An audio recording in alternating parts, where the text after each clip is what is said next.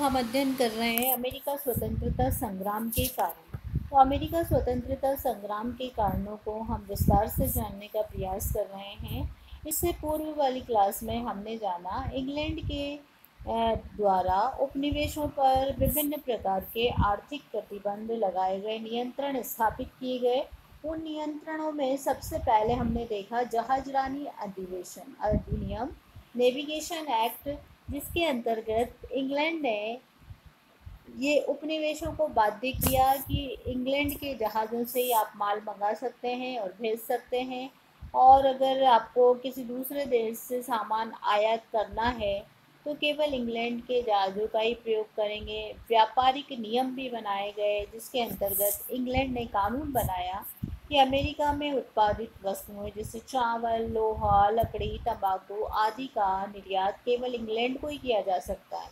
इन नियमों से उपनिवेशों में काफ़ी रोष व्याप्त हो गया, क्योंकि फ्रांस व अन्य डच व्यापारी उन्हें इन वस्तुओं के लिए अंग्रेजों से अधिक मूल्य देने को तैयार थे।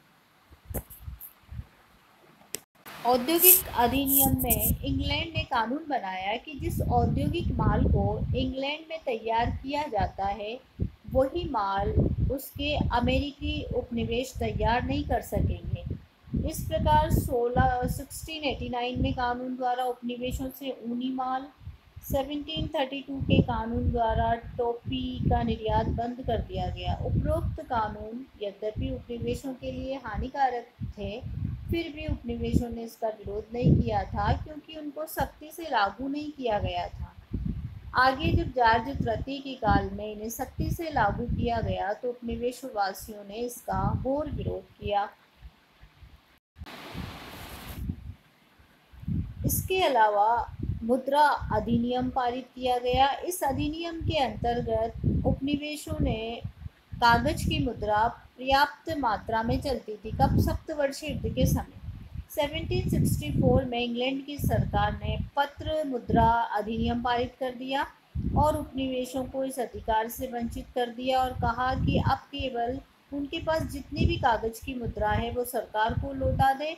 इंग्लैंड की सरकार इस अधिनियम की भी उपनिवेशवासियों ने अपनी स्वतंत्रता के प्रति महान आघात माना। खोज वारंट अधिनियम पारित किया गया। इस अधिनियम के अंतर्गत उपनिवेशवासी को यूरोप के अन्य देशों से माल मंगाने से नियंत्रित कर दिया गया। तो उपनिवेशवासियों के व्यापारियों ने चोरी से माल मंगाना प्रारंभ किया। रात्रि के समय माल से लदे हुए जहाज़ों को बंदरगाहों से कुछ दूरी पर रोकते थे और रातों रात जहाज से माल उतार कर मकानों में छिपा देते थे। इंग्लैंड की सरकार को इससे बहुत हानि उठानी पड़ी, तो इसने खोज वारंट अधिनियम पारित कर दिया।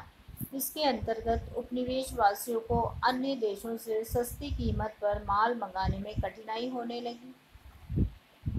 बौद्धिक चेतना का विकास। बौद्धिक चेतना अमेरिका में जीवन के स्थायित्व के साथ साथ शिक्षा और पत्रकारिता का भी विकास हुआ था।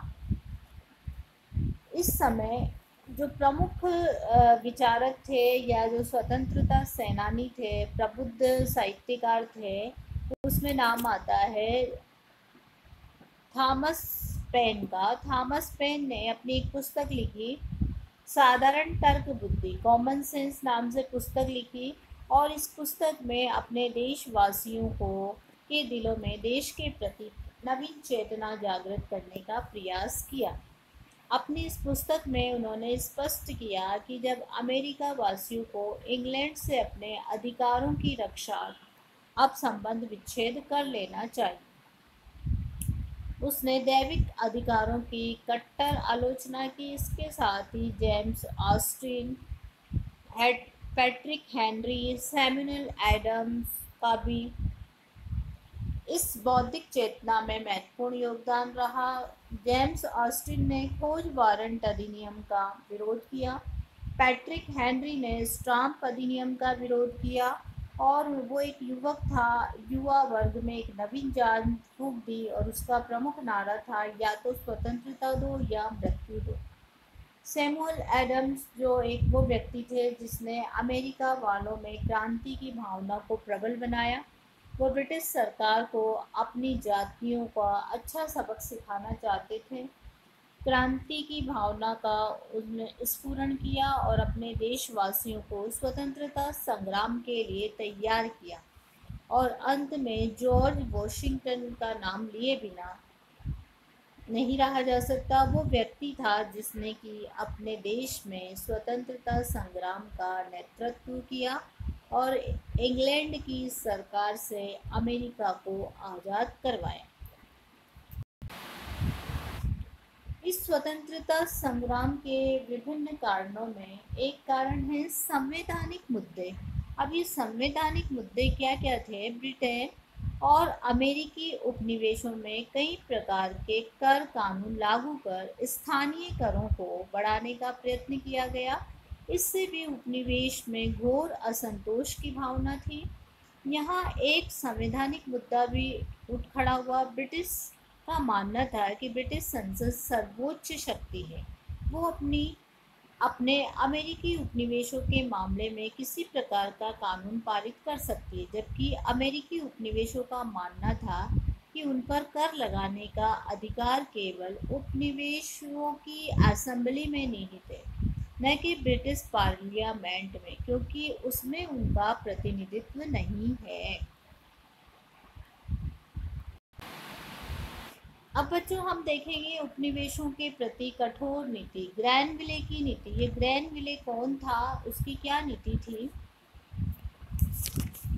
ग्रैनविले ब्रिटिश शासक जॉर्ज तृतीय के शासनकाल में 1760 ईस्वी में जो जॉर्ज तृतीय गद्दी पर बैठा था, उस समय इंग्लैंड की संसद की को उसने अपनी कठपुतली बनाए रखने का सफल प्रयास किया और औपनिवेशिक कानूनों का कड़ाई से लागू करवाने के लिए कोशिश की। इसके समय ब्रिटिश प्रधानमंत्री थे ग्रैनविले।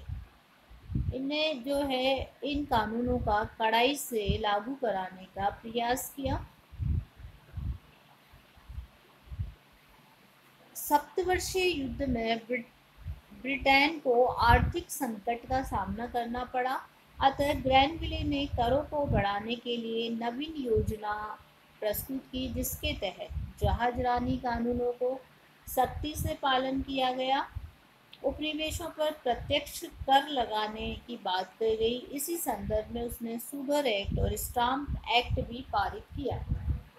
तो ग्रैनविले कौन थे? जॉर्ज तृतीय के शासनकाल में उसके प्रधानमंत्री। शुगर एक्ट, इस एक्ट के माध्यम से इंग्लैंड के अतिरिक्त अन्य देशों से आने वाली विदेशी रम का आयात बंद कर दिया गया तथा शीरे पर आयात कर बढ़ा दिया गया। दूसरी तरफ शराब, रेशम, कॉफ़ी और अन्य वस्तुओं पर भी कर लगा दिए गए। कस्टम अधिकारियों को तलाशी लेने का अधिकार दिया गया। इससे उपनिवेश वासियों के आर्थिक हितों को चोट पहुंच रही थी, क्योंकि वह न तो सस्ते दामों में शक्कर मोल ले सकते थे और न ही रम बनाने के लिए शीरा ही ला सकते थे। स्टैम्प एक्ट क्या था? ये समाचार पत्रों, कानूनी तथा व्यापारिक दस्तावेजों, विज्ञापनों आदि पर स्टाम्प ड्यूटी का भुगतान अनिवार्य कर दिया है। इसका उल्लंघन करने पर कड़ी सजा की व्यवस्था की गई। उपनिवेशों में इस एक्ट के विरोध में व्यापक आंदोलन हुआ। विरोध का कारण आर्थिक बोझ न होकर सैद्धांतिक बोझ था। इस विरोध में James Otis, Samuel Adams, Henry Patrick Henry जैसे बौद्धिक वक्ताओं ने महत्वपूर्ण भूमिका निभाई। वस्तुतः अमेरिकी ये मानते थे कि इंग्लैंड की सरकार को कर लगाने का अधिकार तो है, किंतु आंतरिक कर केवल स्थानीय मंडल ही लगा सकता है, क्योंकि उनका नारा था कि प्रतिनिधित्व नहीं तो कर भी नहीं, कर प्रतिनिधित्व नहीं तो नहीं। टाउनशेंड की नई कार्य योजना। 1767 में इंग्लैंड में विलियम पिट की सरकार बनी। टाउनशेंड उसका वित्त मंत्री था। उसका मानना था कि अमेरिकी उपनिवेशवासी आंतरिक करों का तो विरोध करते हैं, परंतु उन्हें बाह्य कर स्वीकार्य है। अतः उसने 1767 में 5 वस्तुएं, चाय, शीशा, कागज, सिक्का, रंग और धातु पर सीमा शुल्क लगाया, जिसका आयात अमेरिका इंग्लैंड से करता था। अमेरिका वासियों ने इन बाह्य करों का विरोध किया, क्योंकि अब उन्हें इस तर्क को प्रतिपादित किया गया कि अंग्रेजी संसद के द्वारा लगाए गए किसी भी कर को वे नहीं देंगे। इसी के साथ अमेरिका में इन अधिनियमों के खिलाफ ब्रिटिश विरोध हुआ। लॉर्ड नाथ की चाय नीति 1773। लॉर्ड नाथ ने सत्ता संभालते ही उपनिवेशवासियों की एकता को समाप्त करने के उद्देश्य से टाउनशेड द्वारा लगाए गए सारे टैक्स हटा दिए थे, परंतु चाय का टैक्स नहीं हटाया। हालांकि ये टैक्स कम था, परंतु यह तो बताता था कि इंग्लैंड की संसद को उपनिवेशवासियों पर कर लगाने का अधिकार है। उपनिवेशवासी मूलतः इसी सिद्धांत के विरोधी थे कि इंग्लैंड की संसद को उन पर कर लगाने का अधिकार नहीं है। अतः उपनिवेशवासियों ने लॉर्ड नॉर्थ के इस कानून का कड़ा विरोध किया।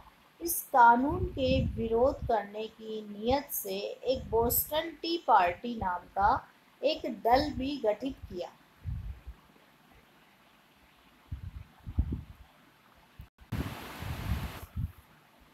बोस्टन टी पार्टी क्या थी? जो बोस्टन टी पार्टी एक दल का नाम था और इसका नेतृत्व कर रहे थे सैमुअल एडम्स। यह चाय पर लगे टैक्स का विरोध किया जा रहा था। इसका स्पष्ट कहना था कि बिना प्रतिनिधित्व के हम टैक्स नहीं देंगे। अतः जब भारत से 340 चाय के पक्ष आए तो उन पर चुंगी वसूल करने का प्रयास किया गया। उपनिवेशवासियों ने टैक्स देने से इनकार किया और चाय से लदे हुए जहाज़ों को वापस करने का प्रयास किया।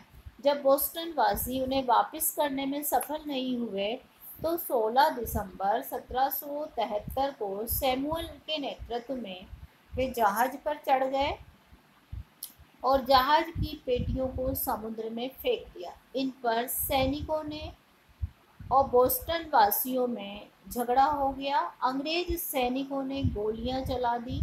इससे 3 बोस्टन वासी मारे गए और अपने देशवासियों में क्रांति की लहर उत्पन्न करने की दृष्टि से इसे बोस्टन हत्याकांड की संज्ञा दे दी गई। इस घटना से उपनिवेशवासियों में इंग्लैंड के विरुद्ध भारी आक्रोश उत्पन्न हो गया।